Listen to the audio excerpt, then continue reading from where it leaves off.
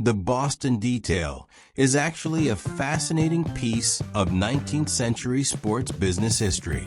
While the Providence Grays never changed their name or moved to Boston, their physical identity was tied to that city in a way that modern fans often miss. Beyond the fact that their uniforms were manufactured in Boston by Wright and Ditson, here are two deeper, hidden reasons why the word Boston is associated with their gear. 1. The borrowed uniform controversy. In the 1880s, professional baseball wasn't as wealthy as it is today. When the Providence Grays were sold to the owners of the Boston Beaneaters, the Sodden, Conant, and Billings trio, at the end of the 1885 season, the transaction included everything, even the physical uniforms.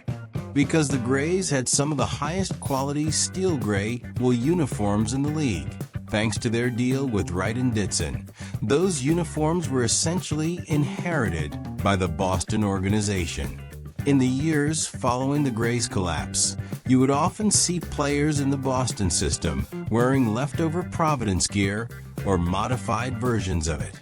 Over time, in historical archives and photo collections, these two New England identities became blurred because the Grays literally became Bostons. 2. The Wright and Ditson City branding. There is a specific historical nuance regarding the shirts themselves. In 1884, Wright and Ditson didn't just make the uniforms. They used the Providence Grays as their primary model for their national catalog. If you looked at a sporting goods catalog from 1884, the uniforms were often listed as the Boston style or the Providence style.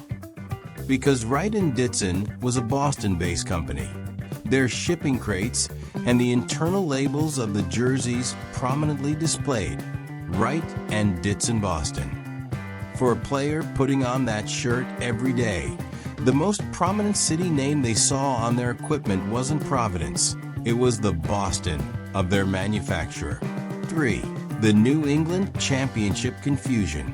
Another detail that fuels this confusion is the 1884 World Series itself.